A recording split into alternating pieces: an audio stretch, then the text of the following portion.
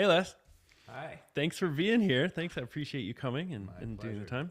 I did this. I wrote an intro because there's so many things on your have done list that I didn't want to miss any of them. So I'm going to cheat a little. I'm going to read off the paper just because I want everybody who is tuning in to understand. So, for more than 30 years, Les has been a juggernaut in business and the personal growth space, creating the Power of Focus book series, in which, like, in the neighborhood of edging up to 1 million, like 978,000 books sold, which is incredible. It does not happen easily. It does not happen quickly, but you're doing it.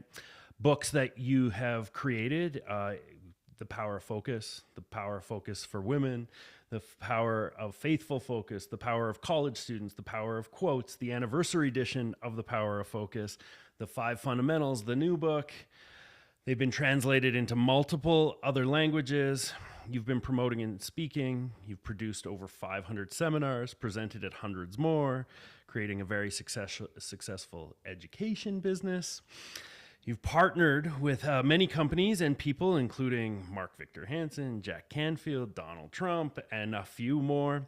You've worked with more than 300 companies in Canada, United States, Australia, Singapore, Bahrain, Dubai, Russia, UK, and the Republic of Ireland. You've coached an endless number of business leaders and professionals.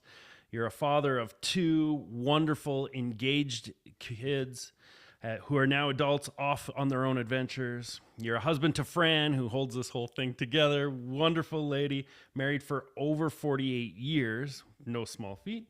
I would like to call you my personal friend, a mentor, and a guy that I run to almost anytime I want a fresh perspective.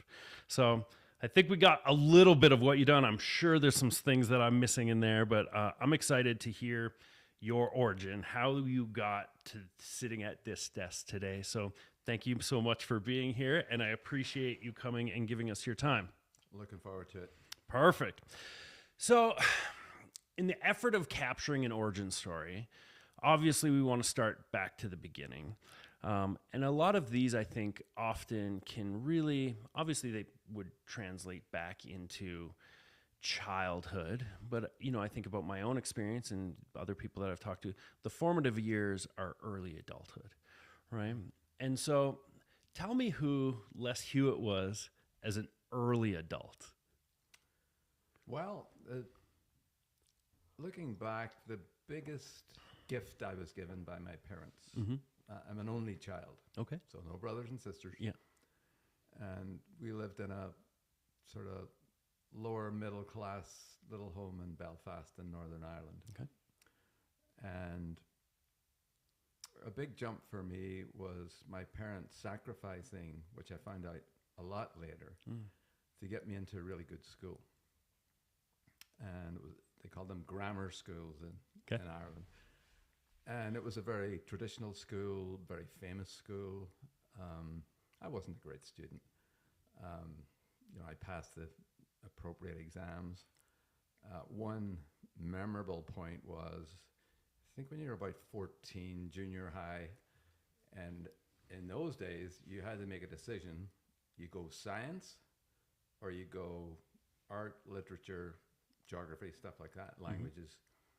And I didn't know what way to go. What kid does? And I had a buddy, David Geddes was his name, and he wanted to be a doctor. And he knew when he was 10, he was going to be a doctor. Wow. I didn't have a clue what I was going to do. And I said, what are you going to do? He said, I'm going into science. So I chose science because he did. Okay. My worst subjects in high school were math and science. Oh, wow. Great choice. Yeah. So I'll never forget, in, I guess, grade 12 equivalent, we had this very interesting conversation with the counselor for your career.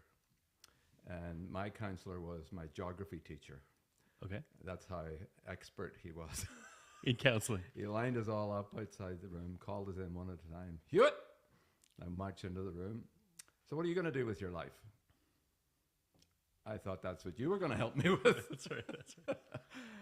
And he looked at my marks. He said, your English is good. English literature pretty good. Science, no, not for you. Civil service. That's the job for you. Next. Wow. Well, civil service being government, civil servant. just something. But Still endless. How do you figure that out? stuck in a corner somewhere doing detailed bookwork. Yeah. I cringed, but I hadn't a clue what I was going to do. Of course. Who does? And so I drifted out of school. A lot of my buddies were going to university. My dad said, we just can't afford university. Mm. And he worked in the Belfast City Hospital, which is the biggest hospital in Belfast. And he was a clerk, just average clerk, wasn't making much money. My mum was a homemaker. And 3 weeks after I quit school, he came in and said, you've got an interview at the lab in the hospital. His buddy ran the lab. Yeah. So I go along for this interview. I pass the interview. And 3 weeks later, I'm a student medical laboratory technician. Okay. What is a student medical laboratory? Well, you do bacteriology. You look, Okay. My specialty was hematology. So Okay. you're looking down microscopes and you're seeing blood cells. And I mean, Kind of interesting for a week. absolutely wrong job for me. But I stuck it out for 8 years. I did all the qualifications. wow. I went through sort of a college, not a degree, but just to get some certification. Mm-hmm.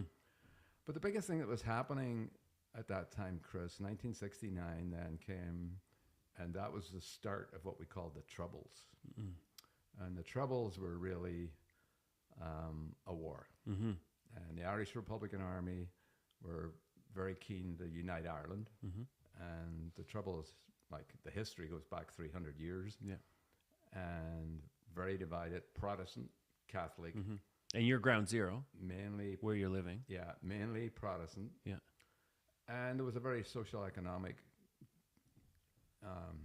unfairness that the Catholics really didn't get much of a vote. Mm. When you went in to get an interview, what school did you go to?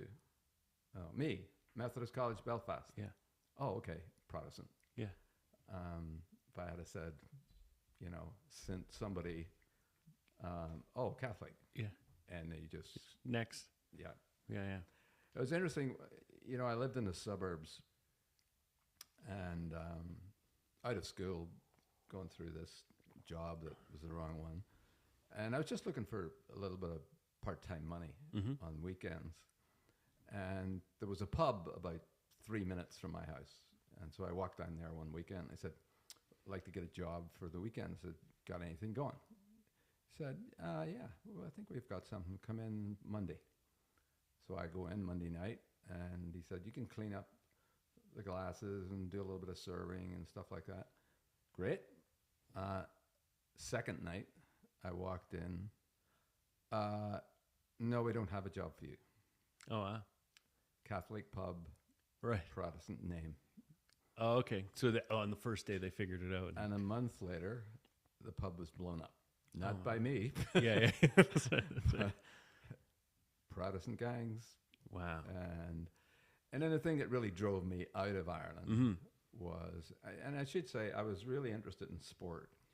I was a huge soccer fan from the time I was about 8 or 9 years old. Manchester United was my team. And they didn't play soccer, or football as it's called, at my school. It was rugby, and they were a very famous rugby school. They won championships almost every year. And I just didn't like rugby. And I remember I wrote a letter. This is my first ever writing into the local paper, big, famous sports paper. And I said, it's a shame, that our school doesn't have any football pitches because we don't all like rugby. Right. And the guy came to my house and he said, it's okay if we print this. This is good. Yeah. So they print it. Oh, wow. And Like in a school newspaper. oh no, in the Belfast Telegraph Sports, the main paper. Oh, you wrote the letter to the paper? Yeah. Oh, wow. And so Monday morning I go back into school. We have gym in the afternoon. And the teacher was a guy called Tough Wright, Wright. That's his name. And he was tough. Yeah. He lived up to And it. he sees me coming in the door. He grabs me by the neck, puts me up against the wall, like slams me against the wall, and said, "Who the hell do you think you are?" And he said, "This is a rugby school. Yeah. You know what you're getting into. So none of this nonsense about football." So they're sort of interesting little chapters, but the nearest thing to football for me was hockey, field hockey.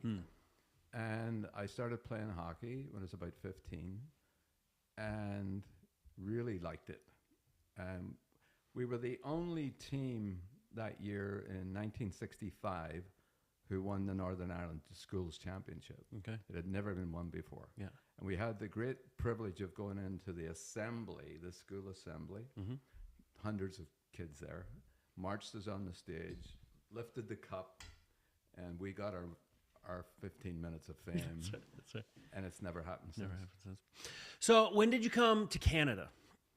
Canada was 1974. 74. So 69, you're working in Northern Ireland. And what was the catalyst? Obviously, you saw the writing on the wall, what was happening in your country. But was there always a Canadian dream? Or was it? No. For fun, I was sending letters off to different countries. Like I was sending it off to Europe, Switzerland, and see if there's any jobs. And it was more a bit of fun. Australia. So where would you send the letters? To the hospitals. Oh, okay. Oh, okay. Because you're thinking, we just say, any opportunity. And it was more about traveling and going to a different country. Yeah. And 1974 came along. I'd met Fran, not my wife, the year before. Okay. She was Catholic. I'm Protestant. Yeah. Not a good combination. Not easy to live through. Yeah. But the thing that really knocked us out of Ireland, I was working in another pub just outside Belfast, and it was Friday night. The place was absolutely packed.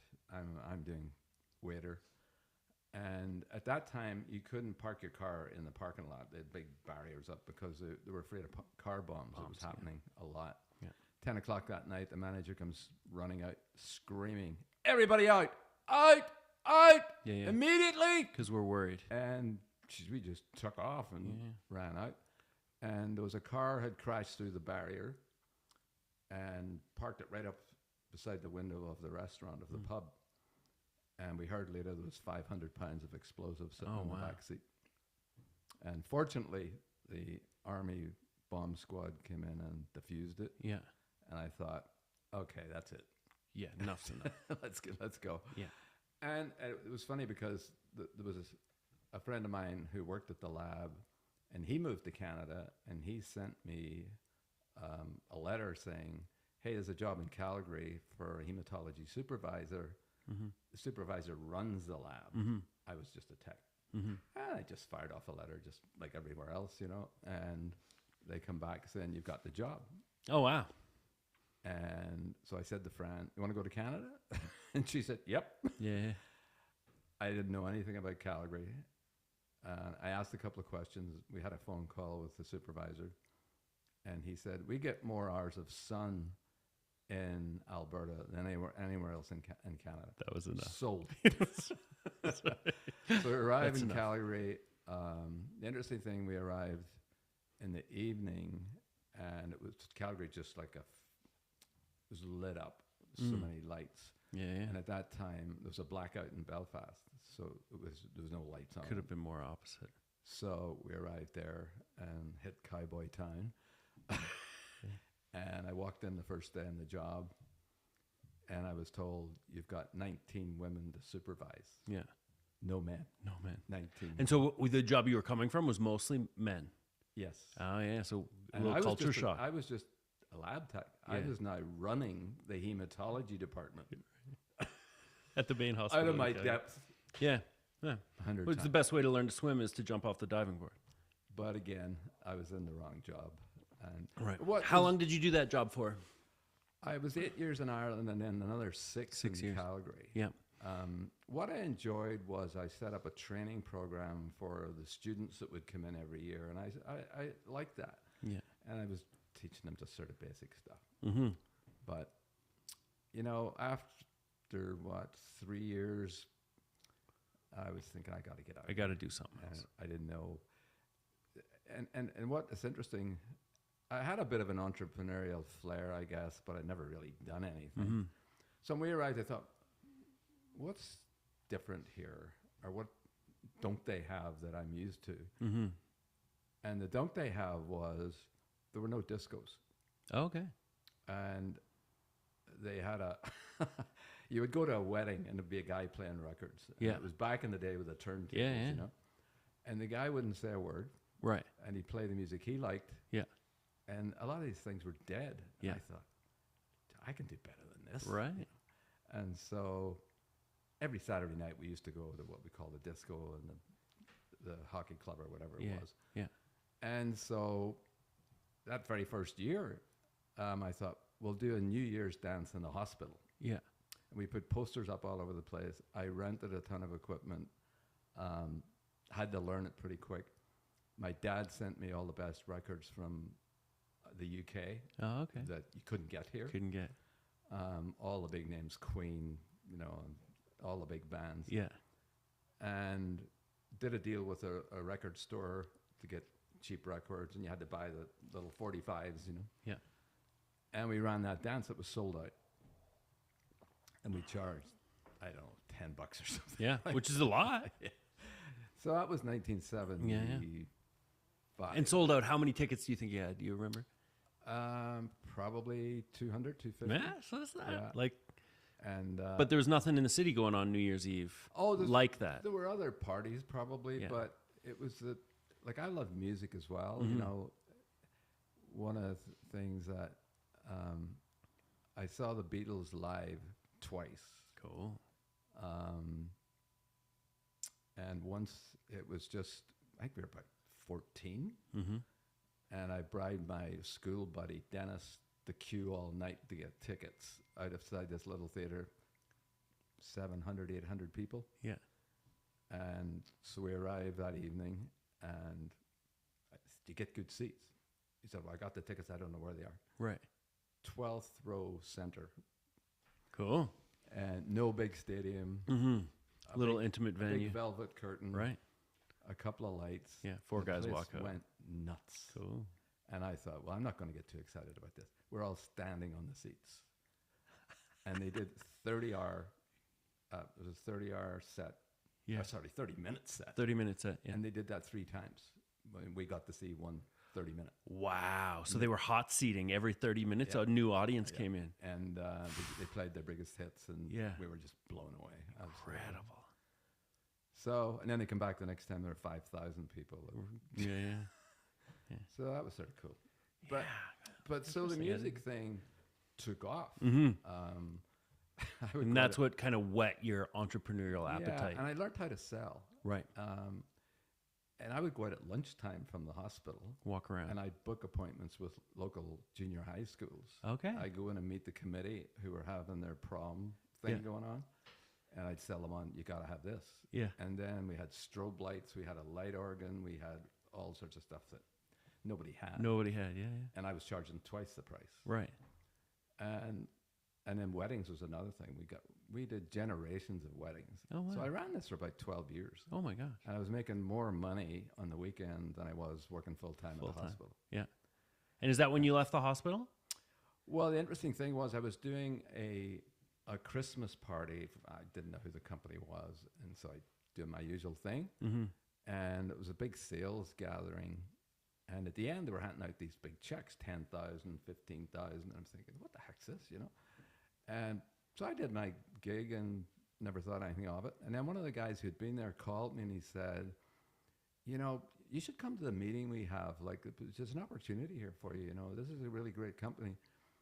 And it was an MLM, network marketing. Yeah. I didn't know anything about MLM. What they were. Never heard of Amway. Yeah. This was like a mini Amway Okay. called Best Line. Okay. It took them 3 months to get me to go to that meeting. I just kept saying, I'm too busy. Yeah. And I finally went there, and a guy called Jim Stevenson, who's actually a former elected official Mm-hmm. here, great guy, and he did this incredible presentation. Mm. If you work hard, you make more. Yeah.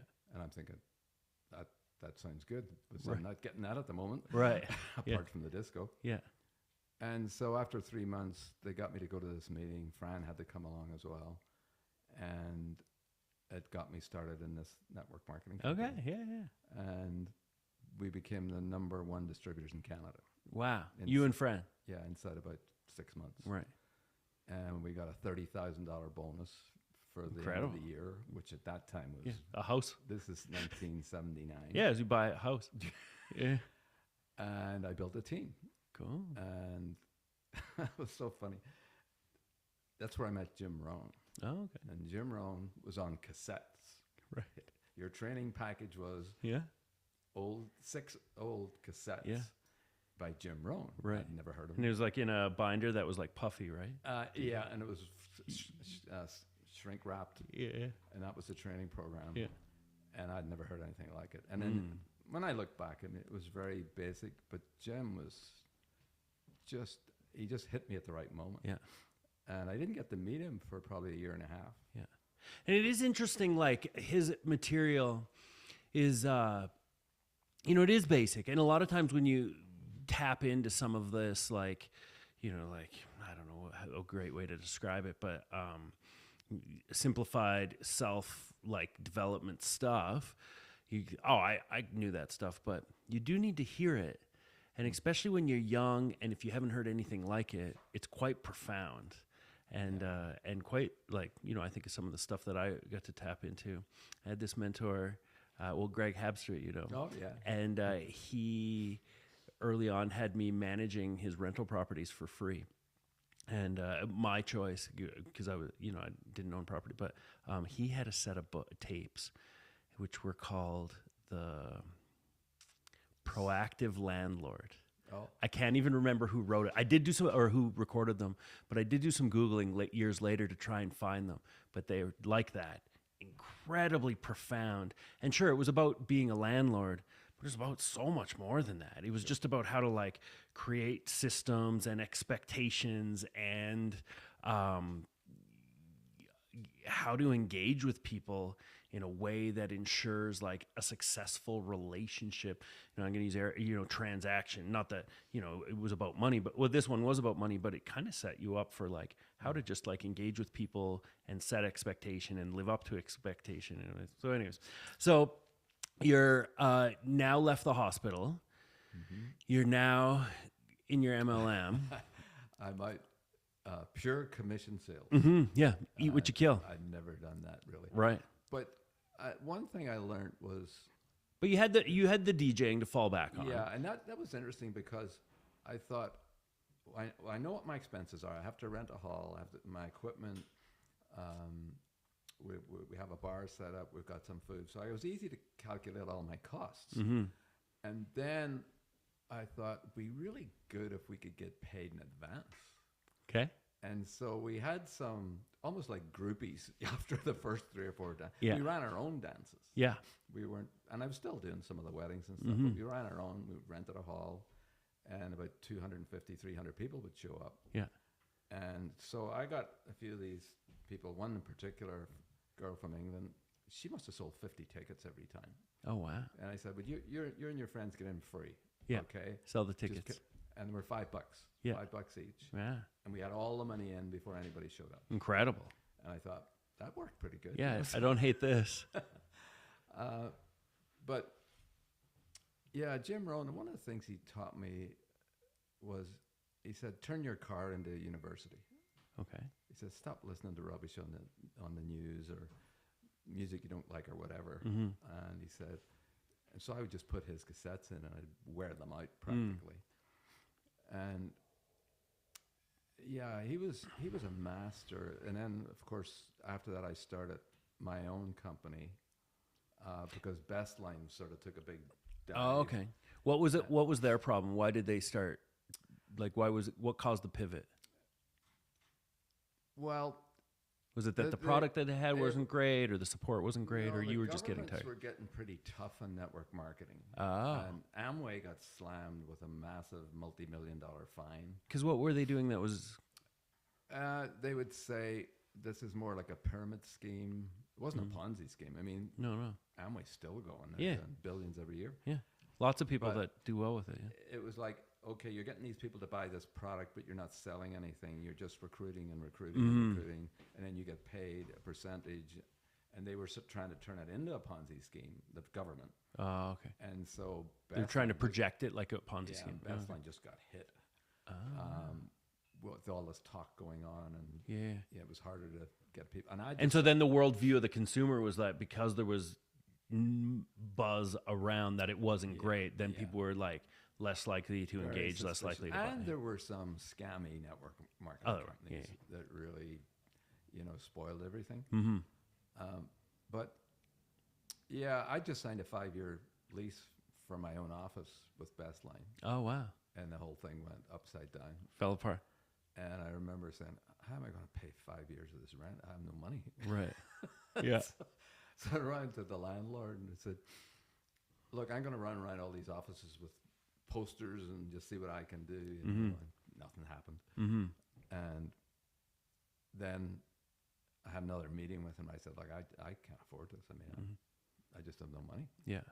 And he was very generous. He just said, we'll find somebody. Away you go. Oh, wow. Yeah. So that was very kind. really good. Yeah.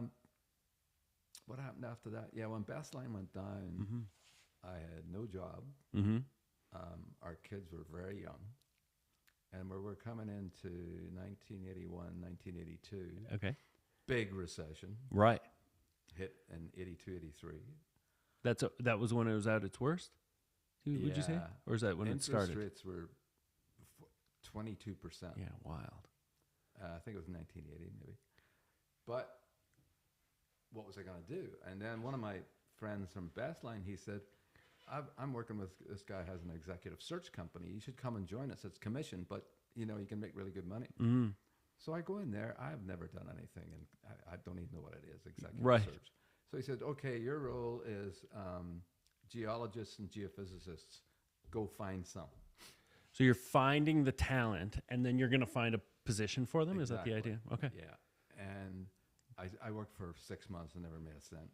And then in December, I got my first big deal, and I had a $5,000 commission. And about 4 weeks after that, the company folded. We walked in, and there was no furniture. Midnight move. And the guy that owned it said, okay, I've got two choices.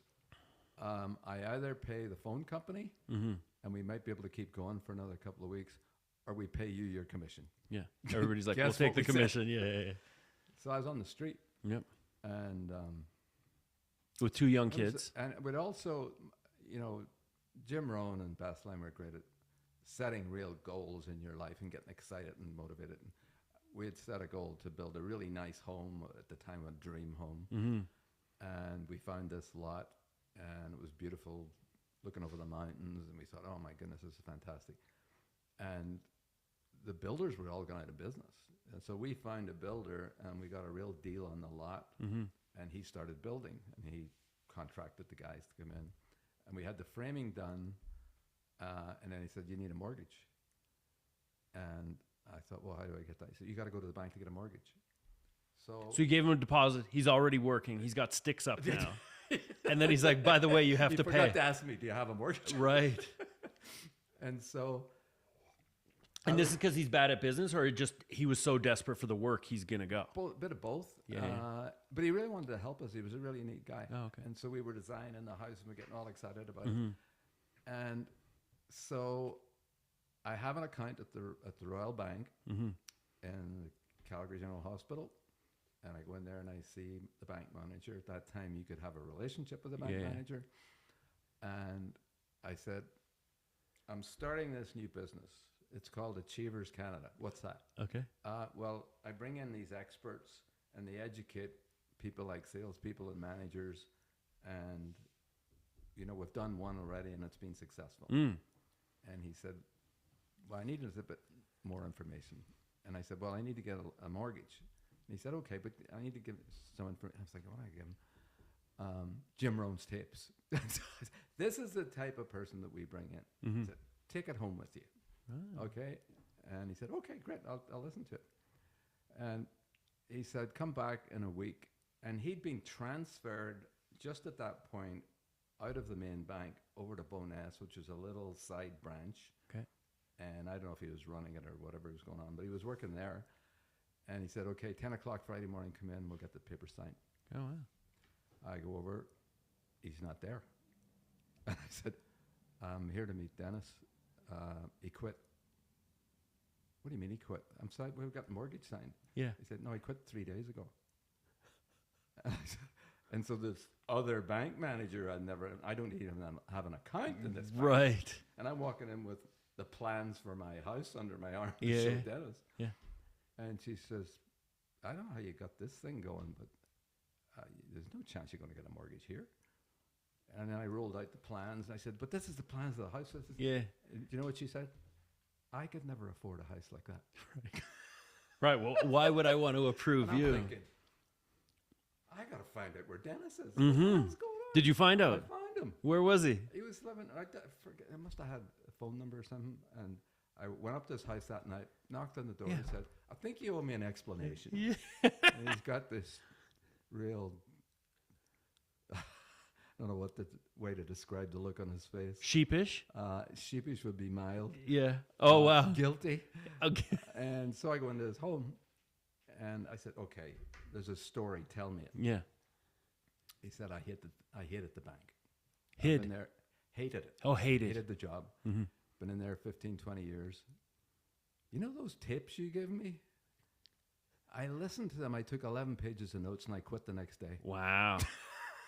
You could have waited. You could have another waited 2 a days. day. You could have waited a day, buddy. If you were going to quit anyways, you could have wrote all sorts of Well, I loans. helped the guy, Yeah. Jim Rohn. Yeah. Great. I mean, you can't feel bad about that. But long story short, you got your mortgage. And you built I that found house? Another banker Yeah. who was on the soccer team and played for Yeah. me, and he got a mortgage. Perfect. 12.75%. We thought it was a deal, Right.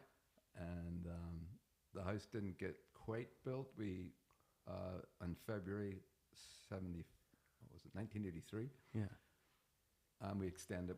We added more onto it in 1983 May 22nd. We moved into the new home, Oh, wow. and then I was, running this Achievers. Yeah. So let's go back to that because we skipped over that spot. So you close the MLM. You're still DJing at this point? A little A bit. little bit, just where it comes in.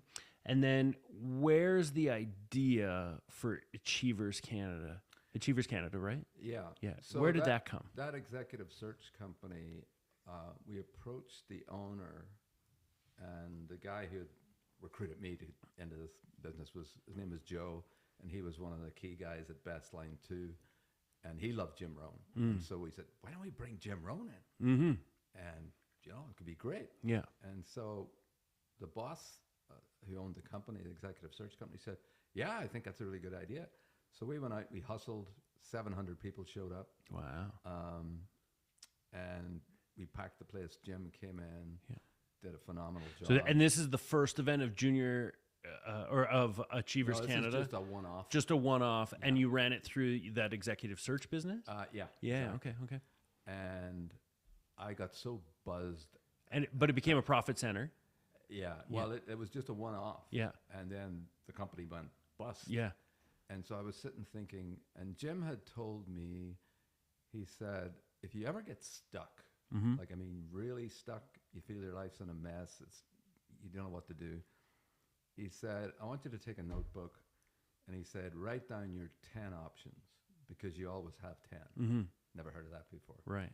Oh, that's And great. so at about midnight, I was in my basement of the older house, and went in there, and I just said 10 options. And he said, don't stop until you get 10. Till you get have 10. to write it out. Yeah. Yeah. You can't think about it. You have to write them out. Yeah. So first one, I go back to Ireland. Right. And As he said, absurd and as much as you don't want to do something, Yeah. it's still an option. it's still an option. Yeah, yeah. And then the second one was go back to the hospital and see if Yeah. I could. Yeah. Neither of those were going to work, right? Yeah. And so I went 3, 4, 5, 6, 7, 8. And I think it was number 9. It said, start your own training company with people like Jim Rohn. Okay. And whatever happened there, Chris, I mean, I just had my ideas book. Yeah. And I must have written for 2 hours, and the whole thing just poured out of you in detail. Yeah. Now, when I look back on that, I think that's a God thing. Yeah, I'm thinking, okay, Yeah. something's happening. You got here. clarity. And but it was all in detail. Mm-hmm. And so I started. The very first program we had was the guy that wrote The Greatest Salesman in the World, Og Mandino, who was a big name back then. Okay. And I phoned up his office, Yeah. got his number, didn't get talking to him. Mm-hmm. And I said, yeah, you don't know me, but I'm starting these seminars, and I'd like Mr. Mandino to come into Calgary. Mm-hmm. Who are you? Well, I'm just starting this company. And I don't know how I wangled but he had been in Peru Yeah. speaking, 6,000 people in Peru. Right. We have a little hotel up in the southeast, and we had 100 people, Okay. and he came. And he came. And I had Incredible. I had to pay him. Yeah. And Brian Tracy, who you may know, was the warm-up act. Wow. And I'd met Brian before, and he did like 20 minutes. Yeah. And then Mr. Mandino came on and Incredible. did a phenomenal talk. Yeah. And so that was the first one. And then I thought, The people that came to that one, did you source mostly the people that went to the other seminar? of course. Yeah, yeah. But we didn't get that many because Og Mandino wasn't that well known. Right. But his books were phenomenal. Mm-hmm. So then I went back and I thought, And do you remember if that event was profitable? mildly. I Yeah. think we broke even. Broke even. Yeah. Yeah. But it triggered another thought, and this has served me for many, many years. It's like, don't just sell one, sell several. So sell a package. Oh, okay. And so I thought, okay, we'll do 3 seminars. Right. And then I got 3 more speakers. Mm-hmm. And I just go around the sales teams and all the different offices, real estate, insurance, cars, all the rest of it. And you were And phone calling or door to door? I was just Or both? But both. Both. But I'd usually get a Monday morning appointment. I'd go in with the sales team. They'd give me 20 minutes. Yeah. And I would sell the tickets right there. Right. And we had a little Jim Rohn, the very old, not cassettes, but it was a video. And you'd show this 5-minute video of Jim Rohn. Yeah. And I signed them up. Wow. And we charged $17 a month. Okay. And again, Jim Rohn came in every year. We sold out every time he was there. And then I started learning about the National Speakers Association, and I would go down to their annual conference. All the big speakers were there, and my job was to find speakers. Yeah. And so I'd invite them up into Calgary. Yeah. And by the end of that year, we started doing 11 events a year. Okay. And so I would book 11 In speakers Calgary. In Calgary. Yeah. One a month. And then we expanded. Take December. We off. went, we had all the salespeople in the morning. They would come in and do a 3-hour morning seminar. And then I thought, well, what about all the owners? We should get these guys in too. Yeah. So I went to the owners and said, we got a special thing for you. The speaker's going to do a completely different program in the evening. For the owners. Yeah, and you're going to be treated really well, and it's going to cost you $1,000 for the year and all the rest of it. And that really You learned took from the off. Beatles doing 30-minute sets. Yeah, right. Yeah. And then we expanded to Edmonton. Then we did Calgary, Edmonton, Red Deer. We had this little 3-day loop. Mm-hmm. And what was the great mentoring for me, I would personally drive the speakers from Calgary to Edmonton, Right. Edmonton to Red Deer, and Red Deer back to Calgary. Right. And I So you got 6 hours alone with them. pumped them all the time with Right. questions. Yeah. And my ideas books grew and grew and grew. Mm. And we did well. We had 300 or 400 people in the mornings and maybe 75 to 100 in the evenings. And we were making serious money. No, that's good. Let's go back to the Les Hewitt, first year on the job in the hospital in Ireland. I like this exercise because, and I say it all the time, like I never could have dreamt the dream I'm living now because I didn't even know that it was possible. What was the dream for that Les Hewitt? You know, working in the hospital. What did life look like for the rest of your life? I wish I had known the answer. You didn't have a dream. You weren't even looking. I was like, when you're in the middle of a war, probably the dream was to get out of Ireland. That was it. That's as far as you could look, because every day is a gift. Every day you don't know where it's going to go. Yeah, when the car was nearly blown up, I thought, oh my gosh, we got to get out of here. Yeah. It was just get out of here. Yeah. And then by fortune, I get this, letter from the friend Yeah, who yeah, worked yeah. in Ontario in a hospital, and he said there's an opening in Calgary. Incredible. And I just threw the letter out. Yeah. Yeah. Like, man, Got it? what a gift we are to live in a country where, we're not worried about. Yeah. I mean, obviously everybody worries about their own health and safety to some degree, but like, not even being able to understand what that's like for me just shows how lucky I am to be here and doing what I'm doing. And Canada's such, there's no country that's perfect, but I mean, No. it's a phenomenal country. Yeah. We've been here now since 74. Mm-hmm. So, but they didn't care what religion you were or anything Mm-hmm. like that. You could go to any church you wanted. Mm-hmm. That was just one thing, but there was just an openness about people. And again, they call it the American dream in the States. Yeah. But Canada's not far behind. I mean, there's all sorts of opportunity Oh, here. for sure. Yeah. And once you realize that, I had the awareness to realize I don't have to stay in this job. Like, my dad stayed in the job in the hospital for 44 years. Wow. And that's what that generation did. Yeah. Did you ever discuss it with him? Like, did he love his job? No. No, he hated it as much as you hated it. Well, I wouldn't say he hated it, but I mean, it must have been so boring. Yeah. But he was the breadwinner. Yeah. And again, we weren't an affluent family or anything. Have you heard this? Is it called the happiness study? And it's an old study. It was a long time ago. Yeah. This one, and this was, I think it was back in the 70s or maybe the 80s. They had a group of university students come in, and half the university, and you got a choice between, I think it was like a portable radio, option A or B. I don't remember what they are, and I might be getting these numbers wrong, but I like the concept anyways. Is that half the students were told, choose wisely, because once you make your decision, you have no more, it's done. Mm-hmm. And then the other half of the students said, we'll talk to you in 2 weeks. If you feel like you made the wrong choice, you can switch it out for the other one. And so then in studying their overall satisfaction with their choice down the road, they found that the students that chose and were never going to ever be able to change it again their satisfaction levels were much higher because there was no other option. And so maybe that's what's happening for your dad, because his belief was that, like, this is just what I got to do. I got to make the money. I got to pay the bills. And it was just and the it's fine. fact you could get a job and keep it, Yeah. because he came through the war years, Second World War. Right. And if you got a job, you were lucky. Different But reference. The thing that was really, one thing really impacted me, Chris, and probably helped to set me off on this entrepreneurial journey. He came home one day very excited, and he said, there's a chance I'm going to be promoted. And it's just a little office, a little clerk. Yeah. Office. And he's been there forever already. Forever. And the guy said, you're a shoe in. Yeah. And it wasn't much money. It was just a little. Yeah. But it was a little bit of a title. Mm-hmm. And we're all excited. And he comes home. He didn't get the job. 23-year-old student got the job with no experience. Just the right last name or something. Or he got his degree or whatever. I never seen my dad look so shattered. He was a pretty mild-mannered guy and just steady. Mm-hmm.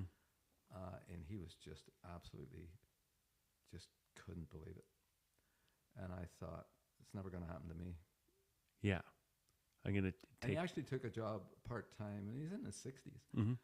And he had this little part-time job. They were manufacturing coffee pots or something, and he loved it. Yeah. He just got energized by this little job. And he 44 years. Wow. All right. So we're here. We're running seminars, Calgary, Edmonton, Red Deer, and it's going gangbusters. And so at that point, you think, this is great. We'll just do this forever. Yeah. Well, we had done 450 programs Oh, wow. and hundreds of speakers. Like, it was like a who's who of the speakers. Right. And I was also able to hear their talk 5 times. Mm-hmm. And so I'm Yeah. Jim Yeah. Rohn, get your ideas. Yeah. And I was packing, and then I started to watch more closely what the speaker was doing, and I'd make notes about something I thought they could have done better, or maybe they weren't aware of this or something, and they really appreciated that. You know, so it took it to another level. Right, because you essentially became an expert on information marketing. Yeah. Right, because you're sitting and you're seeing everybody. These guys who are experts in their fields, they're not seeing hundreds of other presenters present their material. And so it's interesting, when I was a wedding photographer, my favorite thing to do was the speeches, which is abnormal. And but I loved it because every time I watched a speech, I would like envision myself giving that what I'd say differently. and oftentimes it was like to my siblings, whom I adore and love. And so you'd envision yourself at your brother's wedding, at your sister's wedding. Oh, I would say this. Oh, that's a great point. I would take this. So obviously not as valuable as like being with speakers, but a very similar situation. Yeah, but it was like having an MBA on steroids. Yeah. I mean, every month I was getting fed and the ideas, and then we would brainstorm, you know. Of course, we'd have meals together, you know, and have Zig Ziglar in the car like for 5 hours or something. Yeah. That's cool. So looking back, Wow. and mentorship is super important. You know, I talk about the 5 fundamentals. Maybe we can talk about that a little later. But you know, when you distill everything down, what are the most important things? Because there's such an avalanche of information today. Of course, it's overwhelming. It's overwhelming. And so we got to the point where, after 12 years, I thought, maybe it's time to do something else. Okay. But stay in the same field. Stay in the same field. Yeah. You're still enjoying that field. You're still being fed, but you want to. How many times can you drive Edmonton, Red Deer, Calgary before you start thinking we need to do something different? And then you're probably also noticing that, like, a saturation. You saturated the market a little bit. No, it was still going really strong. Nobody ever copied that. Wow. Until this is one of the triggers. Yeah. To make me move, because it got comfortable. But I was thinking, okay, it's probably time for a change. And then this guy who I knew a little bit, I wouldn't say he was a friend, but he was an entrepreneur, and he had lived in Phoenix, came back into Calgary, met me, and he said, I love what you're doing. He became a member, and he said, you ever think of selling this company? And I'm thinking, well, let's talk. Yeah. So we had this 2 or 3 conversations. I probably told him far more than I should have. Right. And didn't check into him enough. Big lessons. Yeah. And he said, I'm in. He said, $250,000 at least. Let's go. And I went back to Fran. I said, I think we're golden here. Yeah. You know, I think I'm ready for something. I don't know what it is. Yeah. And he went down the street and opened up a copycat Achievers Canada. In fact, What did he call it? I can't even remember. Can't remember. But his brochure, my brochure was Carbon copy. Carbon copy. Why reinvent the wheel? Much so that one of our great speakers, a lady from California, called me and said, there's a guy called me out of Calgary, and it sounds like he's just doing exactly what you're doing. And he wants me to speak, you know, for his group. And he's, can you tell me about this? And I said, well, it's a bit of a story. Told him, he said, no, I won't go with him. Oh, that's nice. But the kicker was when I heard, you know, he's starting up down the street. Because there was a big verbal promise, and that was another lesson. Don't do anything in agreements verbally. Contract. You know? Yeah, that's right. Even simple little Simple on a stuff. napkin, something. Yeah. And so here's him. He's running his show. And then so funny, Chris.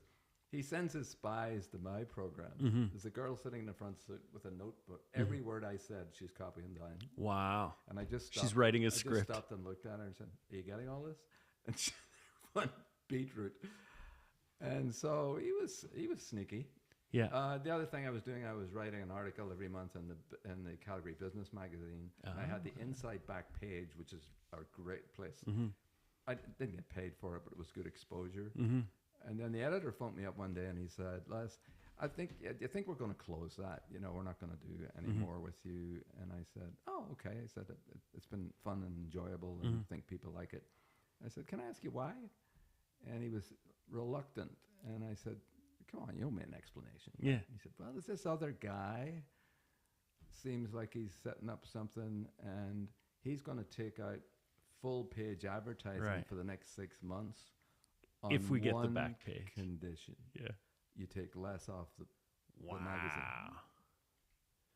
And I went home. Hope that guy got a check before he did that to you, because do you think he paid it? I have no idea. Yeah. But I went home and I was like, I don't get upset much.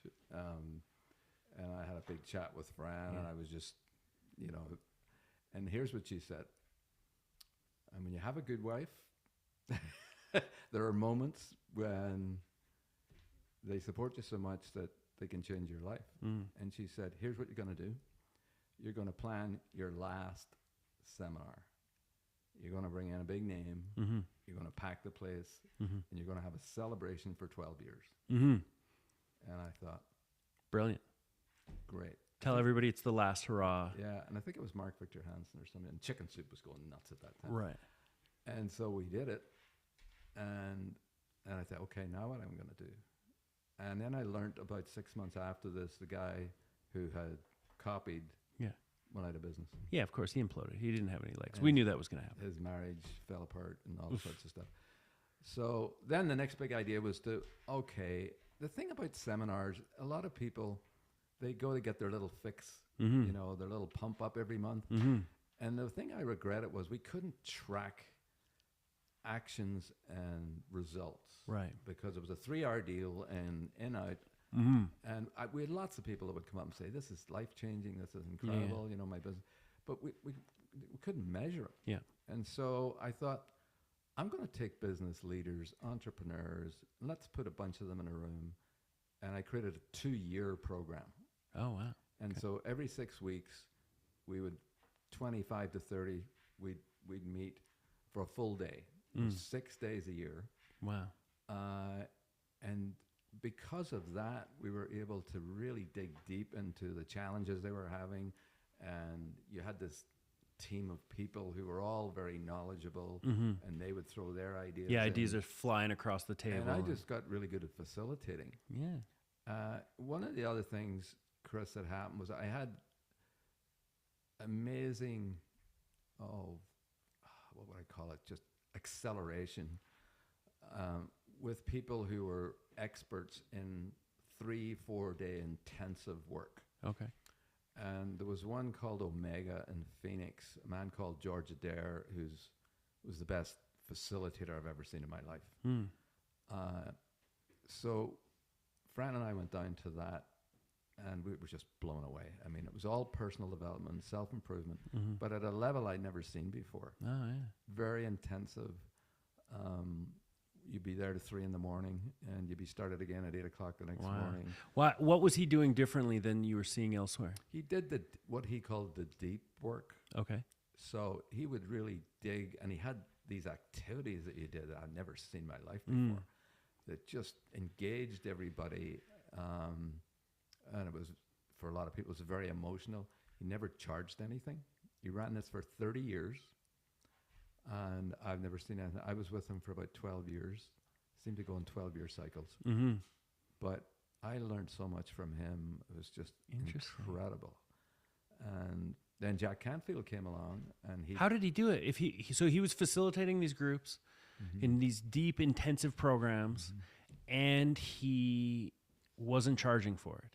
Yeah, he said there's no charge. To be in this program, anybody can come. Yeah. There's one rule: you can't tell them what they're coming to. So people are bringing friends. Yeah, and when I went through the program, I knew why. I mean, because if you started to tell people they'd run for the hills. Yeah. But it was so powerful, and it was all done with it was all done with love and support. Of course. Even though they stretched people like incredibly. 90% of people come out of that just a new person. It was amazing. Yeah. And then Jack Canfield came along, and he started running these 5-day programs, and we got invited to that. Then he invited me and Fran to be on a support team, volunteers. But to go back to George Adair and Omega, he just said, if you want to make a donation so the next group can come, and maybe bring a couple of your friends, and whatever you want to put in, that's fine. Wow. And he had seminar leaders coming to figure out how he was doing it. There was like a 3-month waiting list. Wow.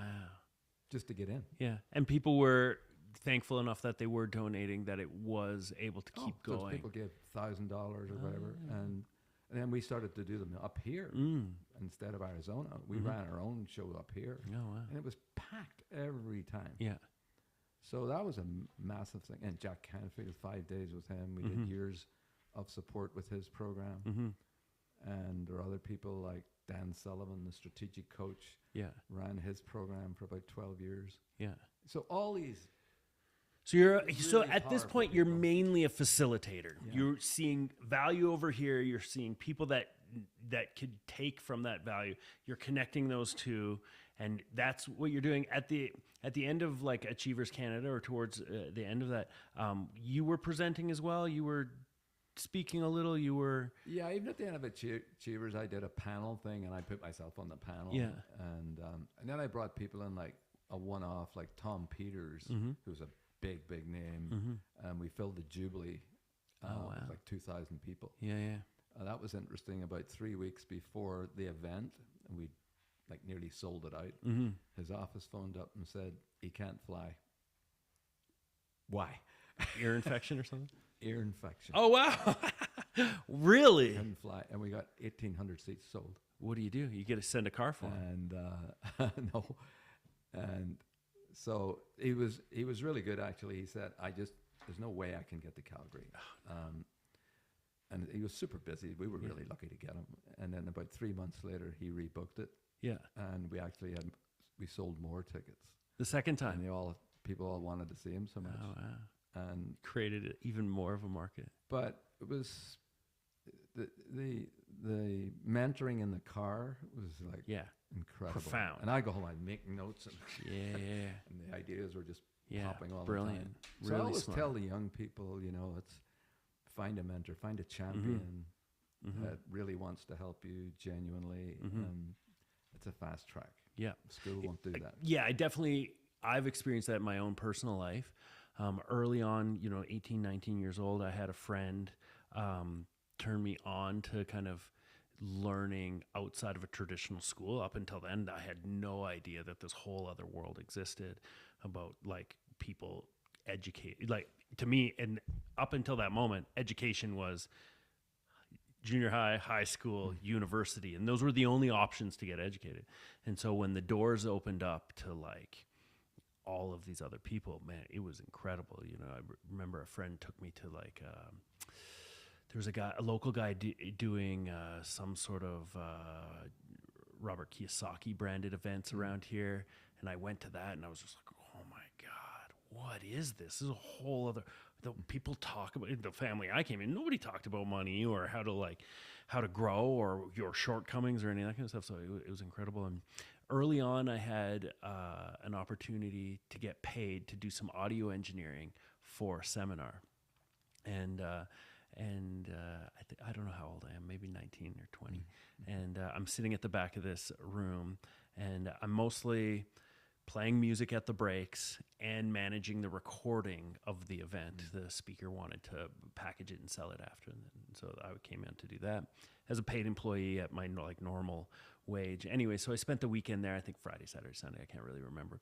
And I'm in a room, and everybody else, they spent $5,000 to be there. And I'm like a sponge, right? Thirsty. Just like every drop of water is so new. It's like somebody who never drank water before. I was like, this is incredible. And then I remember he's standing there with the checkbook at my little table. And I did other stuff, handed out like handouts and that kind of stuff. But he gave these big binders, these impressive binders to me, to all of the students, and every day maybe a different one or something. I can't really remember. He's standing there with a checkbook, and he's like, "Okay, like how much do I owe you?" And I think, if memory serves me well, it was $400, which, doesn't sound like much, but at the time I had two big bills. I had a car payment and I had a mortgage payment, and each of those was $400. So like this week, that's a serious sum of money for me. Yeah. And I thought to myself, oh my God, at some point he's going to get someone who's better at this than me or cheaper. Either way, I'm out on my ear. And I don't price. Yeah. And so I looked at him and I said, you know what? You don't have to pay me, but I want to make a deal. He's like, okay, what's the deal? I said, I would like an open invitation to every event you put on. I'll work everyone just like I did, sound recording, handouts, whatever you want. I'll help with that stuff. But I want an open invitation, and I'd like a copy of all the material you give the students. And at like last calculation, I think I did run a tally, and same as you, I got to see the same event multiple times, which there's great, hearing things multiple times. And you take different things from it and that kind of stuff. But I think at last calculation, and this is like early 2000s, I think I was like just shy of $100,000 of like seminars I had attended. His friends, he sent me to seminars to learn about. It was profound. Such a huge impact in my life. But like being in the car is the equivalent, maybe even better. When they're in the car. Yeah, you got them locked in, and you've got them disarmed a little bit. They've already been on stage. They've already been that guy. And so now they can be who they normally are. And that's maybe like where the greatest gold is. That's the freshest material is coming. It's an interesting point too, that a few speakers would be very different on the stage than off the stage. I was thinking that you would probably. And I remember we had a guy that climbed Everest, and he lived in Canmore, but he had a great talk and slides and all the rest. Yeah, fantastic, slick.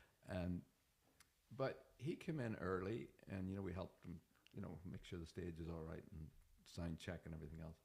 But then he'd come back and he'd help with the boxes and all the books or whatever we had there, and he would help set them all up. And when it was finished, he'd come down, can I help you? And then you get other people that have to arrive in a limousine to the airport. Nobody talks to me. And you pay for the limo and all this sort of stuff. It's just like day and night. But it was great to stand back and observe that, to see who are the real people. Yeah. Are they the same person off the stage practically?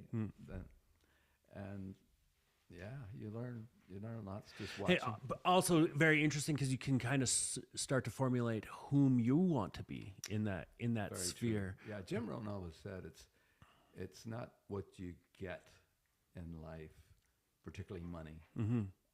It's the person you become in the getting, in the striving. He always told the story of the people who win the lottery or something like that, and these are true research. He said if somebody wins $10 million in the lottery and it's changing their life, but he said, the research shows us that in 5 years they're broke. Yeah, it's like 90% of them or something like that. The vast majority are broke. And he said the reason is they never became the person who could handle the money. Yeah. Well, it's the habits that form wealth creation, right? But how to use the money wisely? They would just blow it, and then all the hangers-on, of course, would help them spend. Yeah. So all those were, when I look back, those were major life lessons. Yeah. Well, so go back to that. I have a saying, and I don't know if I adopt it, but I like using it, and I don't know if it's mine or I created it or somebody else said it, but I like to say it because it's like got a little shock therapy, and it's a hook for me. It's dumb and small things, dumb and big. And so I like the word dumb because it's like not a nice word and it grabs your attention, but you could do it the other way. Yeah. Smart in small things, smart in, and so we go to the lotto winners. If you're creating habits that retain wealth or income, you're probably not buying lotto tickets. tickets. Well, you're not desperate. Yeah, because every time I thought to buy a lotto ticket, I don't, and I win every time because I keep that money in my pocket. You know what I mean? And I have friends that are, oh yeah, but I'm going to help and support this cause. I'm buying this 50-50 ticket. I'm like, don't lie to yourself. Well, You're doing it because you want to win. If you want to help, just make a donation. Let them have all of your 10 or 20 bucks. Well, the fun I have now is, we'll talk maybe more about it, but these young kids that are 16 to 20, underserved in the communities they live in, and they're really hungry to learn. So that's where my energy is. Where today. you're pushing. But just talking about money for a moment. So I come up with this little formula because they're all asking, how do you make money? Are you a millionaire? Are you? Yeah. And so I call it they all play soccer. Okay. And I thought. So while we're talking about it, let's just tell everybody what you're talking about. So you're working with. These are newcomers to Canada, a lot of them, people who live in social housing. They arrive here struggling with the language, hard to make friends, all this sort of stuff. Yeah. Lots of anxiety. And so we've created a program we call Kick On, which is a soccer term. Yeah. And they all love soccer. So the way we were able to gauge them is soccer. Right. And they play on teams at that age. And some of them are really, really good soccer players. Yeah. So I was with this charity for about 3 years, just sort of helping out. It was called Soccer Without Boundaries. And it's now grown into a full-blown registered charity that builds healthy communities. It's gone way beyond soccer. But soccer was the thing that got them started. Right. So I'm now started my own program. It's a 5-day experience. We teach life skills in the morning. We give them a great lunch. And then an experienced soccer coach improves their skills in the afternoon. They play soccer for 2.5 hours. Yeah. And we see in 5 days magic. How much they change, how much they evolve. It doesn't take a ton, especially at those ages. We know, though, 5 days isn't enough. So I have a lot more initiatives that's really energizing me, for the next 5 years, 10 years, whatever. Yeah. To just create something that any youth can really benefit from. And the biggest thing we learned was they don't get this in school. So we call it the 5 fundamentals. What do they learn? Awareness, focus, relationships, routines, and habits, and resourcefulness.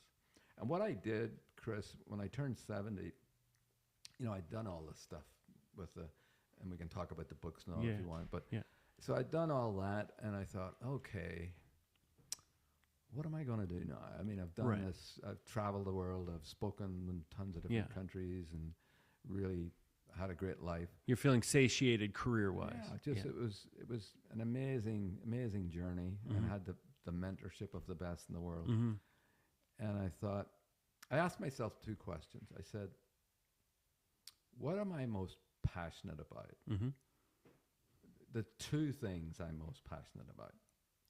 And what surprised me was how quick the answer came. It was soccer. Yeah. Always been a huge football fan. Yeah. And the other was coaching.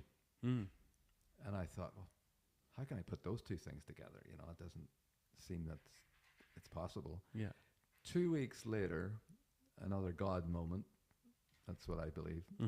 I meet this guy, John Claude Munyazamu, who's the guy that started the charity.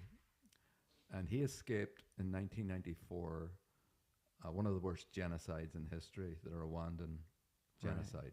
And he was 19. He got out by the skin of his teeth. And amazing story. Went into refugee camps in Africa. Finally arrived in Canada. Lived in social housing.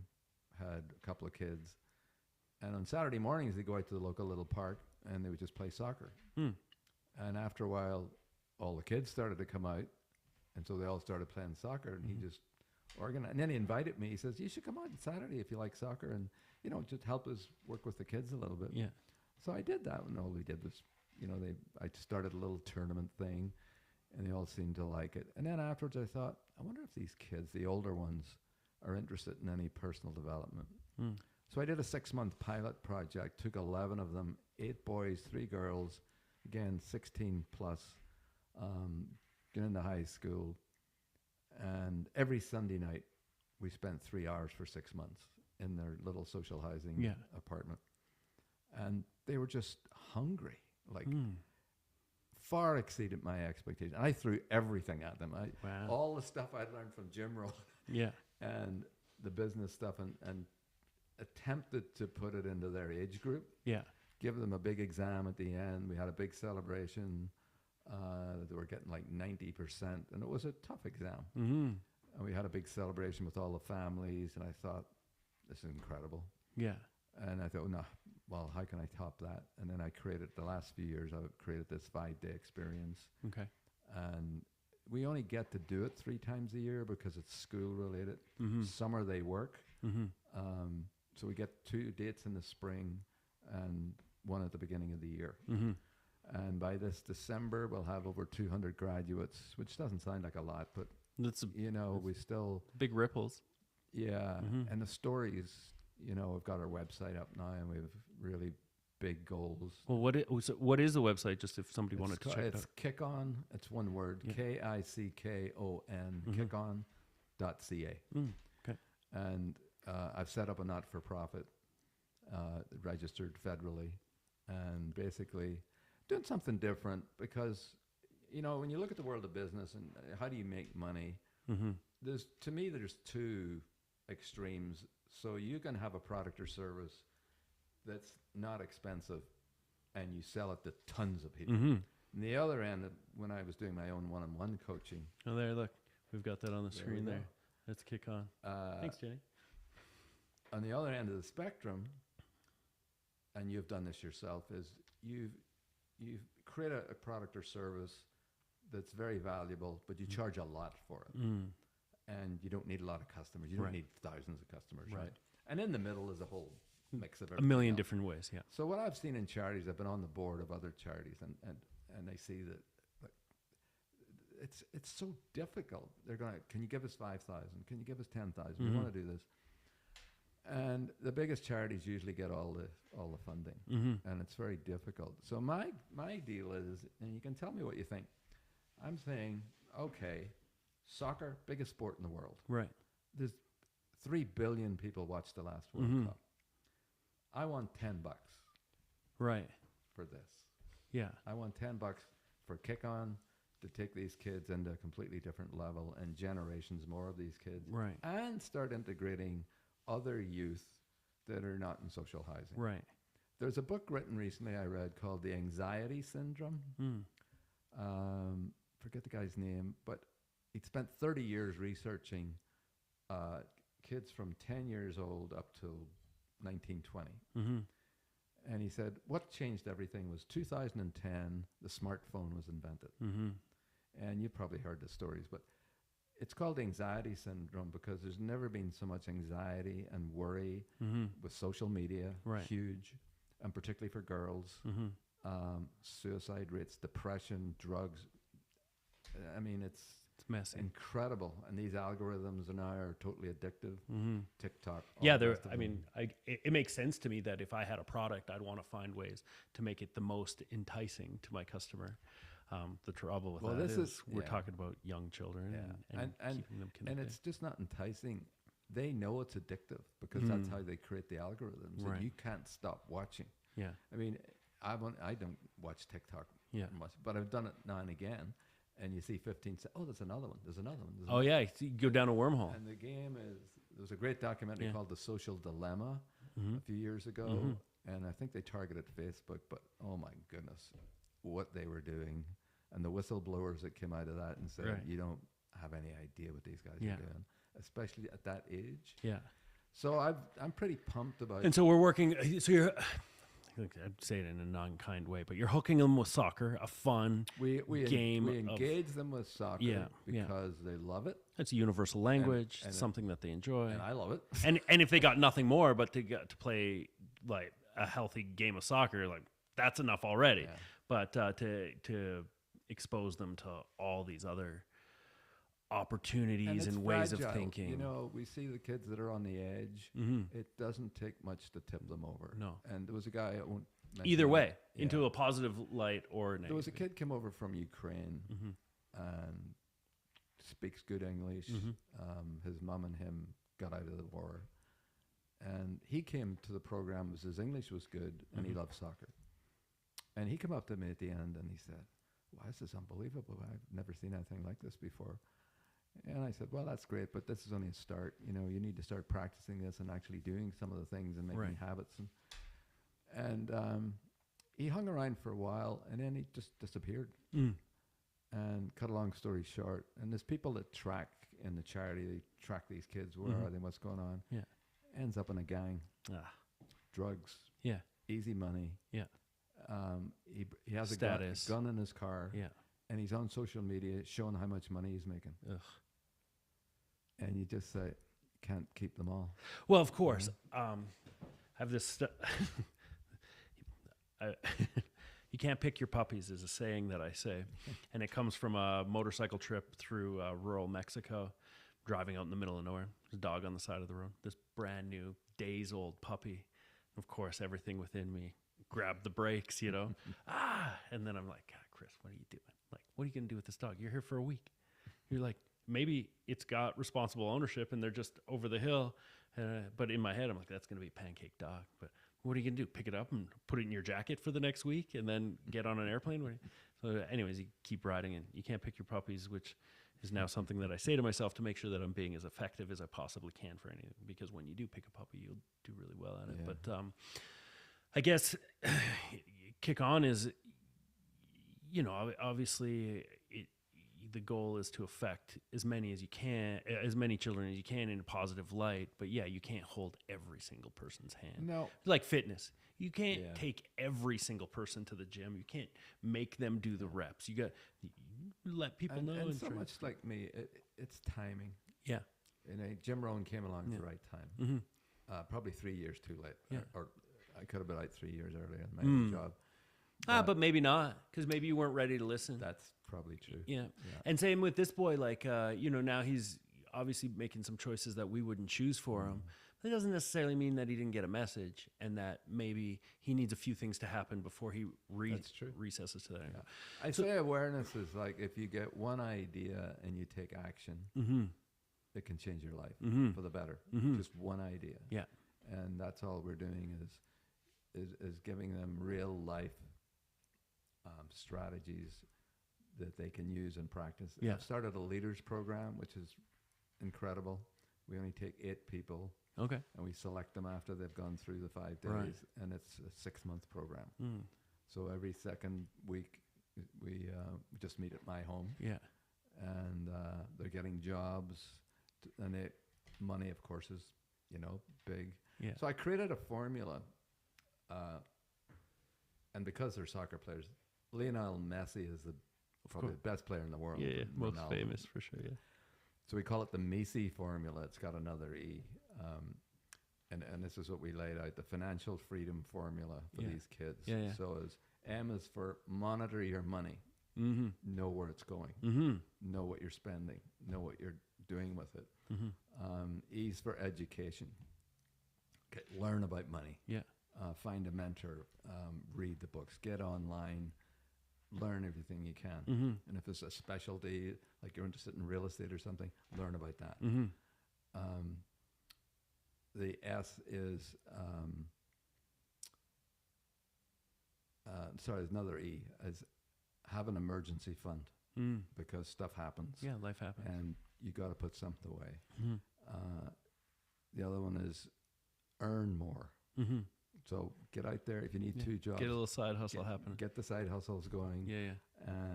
And often that's education itself, a side hustle. Like, sure, hopefully it earns you some revenue. For me, the but disco was it was the life changing. Yeah, it opened doors for him. I want to go back to this because almost $1 million is no joke, and we haven't even touched on it. Oh, the book. Yeah, because it's a big deal. We got a plethora of them here. Oh, sorry. So I cut you off. And this is for everybody. Okay. Okay, so we monitor. Yeah. Educate. Emergency fund. Earn more. Save more. Yeah. And invest wisely. So that's sort of a Messi. And it sticks with the kids. But it again, I learned that the simplest, you don't need the complicated stuff. Doesn't need to be If complicated. you get the simplest stuff and just work with it. Yeah. Change a few habits. Jim Rohn told me, he said, change 2 or 3 habits a year to change your life. Yeah. It's Yeah. true. You got to put a C in there for consistency, Yeah. because you can be pretty darn fit doing bad workouts as long as you do them every day. Yeah. You know what I mean? You don't have to have the greatest investing habits. You don't have to be the most brilliant Keep mind. it simple. Keep it simple. Just keep chugging along. And I remember early in my 20s getting into real estate. Oh God, man, one property at a time. It just seemed like such a slog, and you didn't have much money for down payment, but 20 years goes real fast. And if you're doing a little each year, it compounds quite exponentially. So I wish I could go back to my early 20s self and say, just keep going, buddy. Yeah. It's going to get real easy. One of and the you're gonna biggest be things really I tell grateful. the kids is the biggest advantage you have right now time. is your age. Yeah. Don't blow the next 10 years, Right. but you can't get it back. No. And that hits them pretty hard. Because we've all made them. I've made tons of mistakes and made stupid mistakes with money, and you learn the hard way. But Those are just as valuable. yeah, The mistakes is actually, like, if I think of what I've done poorly, the biggest lessons, the lessons that are serving me the most, are generally out of my own Totally mistakes, agree. my own failures, my Totally own agree. shortcomings. Well, I was 53 when I wrote my first book. Okay. How did that happen? Well, I was saying about the coaching groups. We did that for 12 years. By the way, we expanded that to, so I was doing Calgary, Edmonton, Vancouver, Toronto, and then other people wanted to get involved. And so we had a guy, I sort of franchised it. And we were in California, Australia, New Zealand, Northern Ireland, Republic of Ireland. And this thing just sort of went, so I was training them to be facilitators, and they would have those 25 to 30 business leaders, every 6 weeks for a day. And that went really well. But the big lesson I learned about that, it's very difficult if you don't have the skills to manage people in multiple countries. And the systems. And I learned the hard way. One guy was teaching real estate. I knew nothing about it. Investing in real estate. He just threw this into the curriculum and started putting all his investment stuff. And so, that was an interesting learning stage. And so I went through that whole thing with the coaching groups. And then I decided, we've got so much material here over the years, over 30 years. Yeah. And I thought, I should maybe write a book. Okay. Because I could impact more people. Yeah. Never written a book, but I've scribbled away and sort of had an outline. Yeah. Good break. All right. So when we took the break, you were deciding to write a book. You'd never written a book. What was the reason to write the book? The first book is Power Focus, and what was the inspiration for that book? The biggest inspiration was to impact as many people as possible, because when you have a small group, it's great because you have such connection over a 2-year period. And I thought, well, what if I put this into a book and make it a practical book and lots of actions and stuff that really works? Maybe we could get this out to a lot more people. But so it was really about reaching out. Yeah, for sure. Because you were working one-on-one with people, but now it was about trying to expose to as many people as possible. Gotcha. Exactly. Okay. Yeah. And I was doing a little speaking as well, more locally. And I thought, well, the book would probably be good for credibility. And maybe it opens up that's honest. more speaking engagements or whatever. Yeah. So that was part Get of it. to talk with more people. But never done it. No idea how to get a publisher. I had the outline pretty well together. And then I thought, I need leverage. And I thought, Jack Canfield and Mark Victor Hansen, at the moment, they're in their peak of Chicken Soup for the Soul. They were hitting number one. So they're just juggernauts. And I had them both in more than once to the seminar. So I'd become friendly, particularly with Jack. And so I called him and flew down to Santa Barbara, where his office is, and had a meeting with him and Mark. And I just said, look, guys, I'm doing this. I think I've got a book here. I have no idea how to do a book. I was wondering if you'd be interested in co-authoring it, if you like what I'm doing. And of course, they've known me for a while. And I said, I have no idea how to get a publisher. Mm-hmm. So he said, well, tell us about the book. Took 5 minutes. He says, that sounds interesting. You know, we've done so many chicken soups. We've got to do something different. You know? And I said, well, how do you get a publisher? And he said, hang on a minute. And so he lifts the phone, dials the number. I hear later he's dialing the owner of the publishing company for Chicken Soup for the Soul. Right. And in Florida. And he says, hey, Peter, it's Jack here. I've got a guy called Les Hewitt. He's a friend of ours. And he's talking about a book here. We like it. Yeah, I'd like to co-author it. What do you think? Okay. All right. Sounds good. Thanks. He's publishing it next May. Because that's the power they had with the track record that they have. But the lesson was so powerful that the leverage you get, I mean, these guys can open up doors in 30 seconds. I could never open up those doors. Right. I tell the kids this, like, you've got to have champions around you to build those relationships, because you never know. And this is years later, you know, and you still get that connection. And I find if you add value to people and you do it genuinely, and if you, like, it's my role that every day I want to add value to somebody. It could be my wife or my son or my daughter or whatever, but just to feel, keep adding value. And it's bound to come back somewhere. Right. But that started the book journey, and I wrote 95% of the book. I was happy to do that. Jack helped a lot, and they had their stories, and Mark, and they published it May 2000. And I think it was within a year, it was #1 in the New York Times Wow. bestseller list. Impressive. And it was a good book. Yeah. You know, I put my heart and soul No, it into is a great book, yeah. I spent 2.5 years on the book. I thought I'd have it done in 6 months. Of course. And I went back to Jack after about 2 years and said, Jack, I'm done. We have got to get this book. I have other things I got to do. And he said, it's an 8 out of 10. Okay, here's what I want you to do. Yeah. Take a 3-month break. Oh, wow. You had to No shelve it. writing. Don't do anything. Do something different. Yeah. Come back. Finish it. Did you do that? Yep. Oh, that would have been hard. And I want to do it. He said, it'll be a 10. And so I did it. And you know, we made 200 changes. Wow. When I took the break. And Yeah. now these are little things. Yeah, little tiny things. Yeah, yeah. yeah. Need a punctuation here. Break this into 2 thoughts. Yeah, there was one, like, he taught me to have a reader's panel, because that's what they did with Chicken Soup. And great idea. So I had about 6-7 people that read every chapter, and then they gave me a feedback on every single chapter. This woman, who was also an author and a good friend of mine, and she had one question on the feedback. Are women going to read your book? I said, well, of course they're going to read it. More women read books than men. And she said, that's interesting. How come there isn't one story about women in the entire book? Oh, wow. You're kidding me. Oh, wow. I went through not one story. Right. Well, we're living our own movie, and we relate to everything to ourselves. And so I went back, took some stories out, interviewed about 5 or 6 women. Yeah. Balanced it up. Yeah. But that one thing alone was, but other stuff was just little things here and there. Yeah. And Jack finally said, it's a 10, let's go. Wow. But he had the power of the publisher. Yeah. And, He had the ear and the track record. and of course, he was hot, Yeah. you know, with Chicken Soup. Yeah. He was getting on Oprah and all. Yeah. I said, Yeah. I just want to sell a few books. Right. Yeah. You just want to tell people But some then Mark things that said, might make help it them. a series. Right. And then my wife was doing workshops on the style of Georgia Dare. Like, she was doing phenomenal 3-day workshops for women. I said, you got to write a book.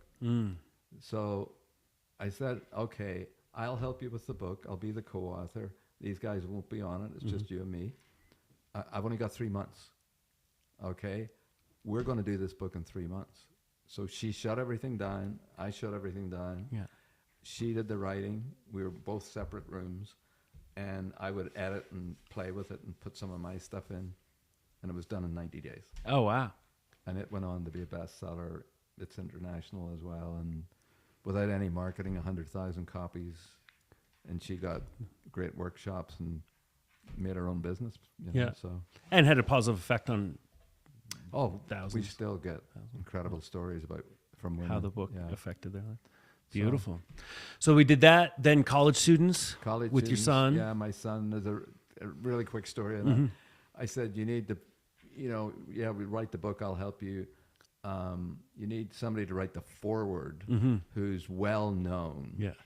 And I said, you're at Lethbridge University. Maybe get the president of the business society or whatever it is there. He could probably write a good foreword for you. Yeah. He said, Dad, get real. Who Who cares knows about the that? president of Lethbridge? Yeah, that's right. Get real. I said, okay, you figure it out. We've got a deadline. The publisher's wanting this book out. And he came back 2 days later, and he had another buddy working with him on the book. He said, Donald Trump. We're getting Donald Trump.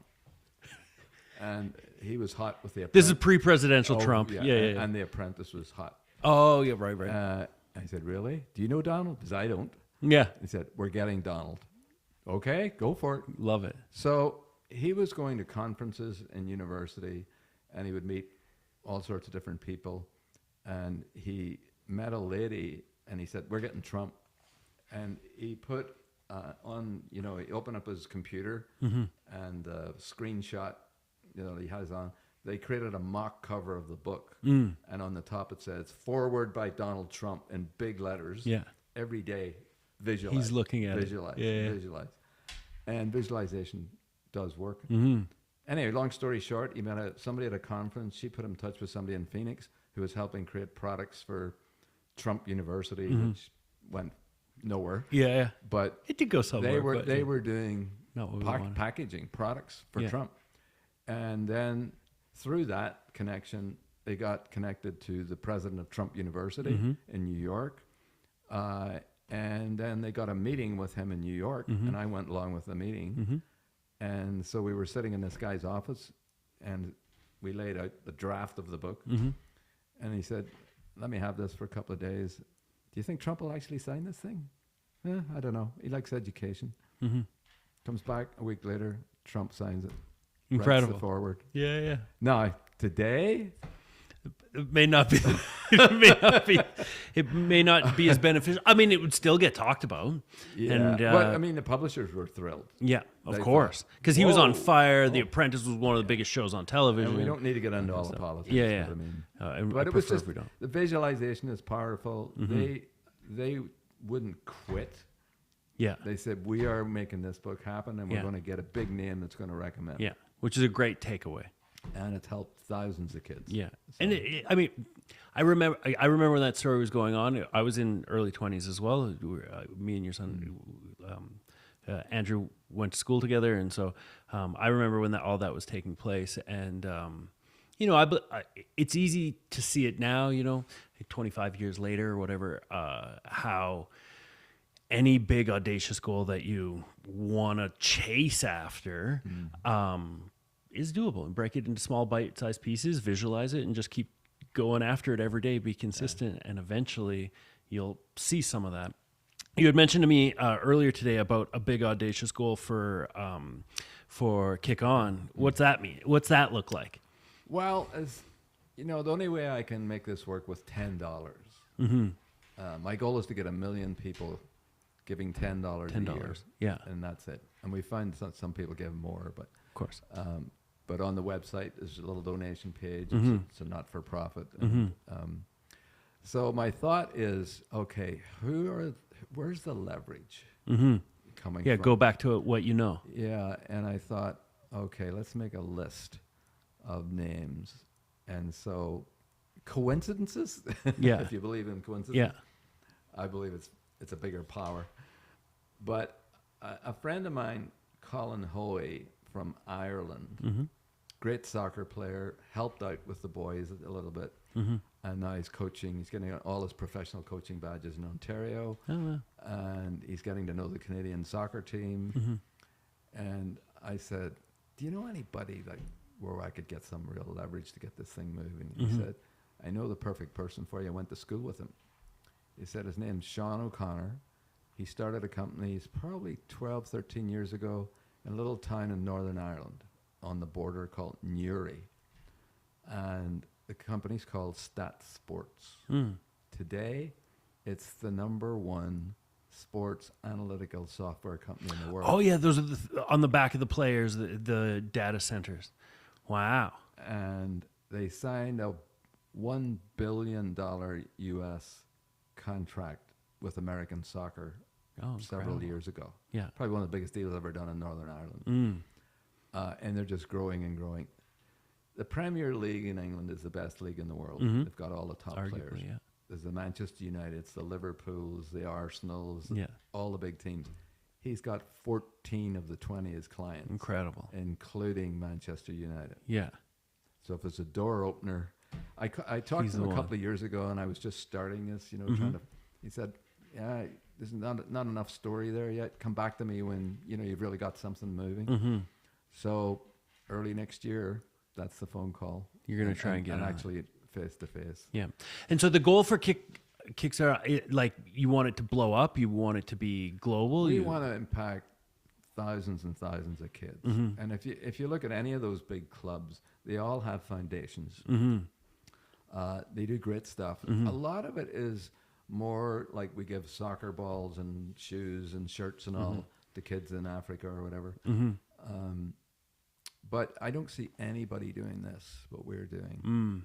And so if accompanying the soccer with the education. The life skills. Yeah, I mean, teaching them awareness, focus, relationships, routines, resourcefulness. If that's all they did, you don't need 50 things if you just focused on those 5. Right. And we call them fundamentals because they never change. Doesn't matter. 50 years from now, they'll be as important as they were 50 years ago. If not more important. And so that's one of them. And then, of course, we've got people like Stephen Bartlett, Man United fan, Daria, the CEO, millions of followers. There's other ones, Gary Neville, legendary Man United fan, captain. He's got a great podcast called Stick to Football. The legends of football are in his team. And then there's Ryan Reynolds. Yeah. And Rob Meckel. Gosh, what a story that is. Wrexham. Yeah. And if I can get a hold of those guys. Now, Sean at Stat Sports, Wrexham's also one of their clients. Right. So I just got to touch 1 or 2 of those people. I want to get Alphonso Davies, star of the Canadian team, Canadian boy, Alberta boy, who's playing for Bayern Munich, superstar. I want him as a big sponsor for us. Right. So you'll make it happen. We'll make it happen. Yeah, that's right. I got plenty of time. Yeah. What else? What else are we gonna do except affect people in a great way? So it's only $10. Yeah, $10. So you need 1 million people at $10 to donate, and then you'll be able to. World Cup 2026. Okay. Canada, U.S., Mexico hosting. Oh wow. It's going to be massive here. And to get into the U.S. soccer organization, Stat Sports again, I think we can do some major work there. Cool. If any of the fans give $1, 3 billion people watch the World Cup. Right. Yeah. So that's my ask. Yeah, that's right. And it's kickon.ca. Kickon.ca. I love it. Okay.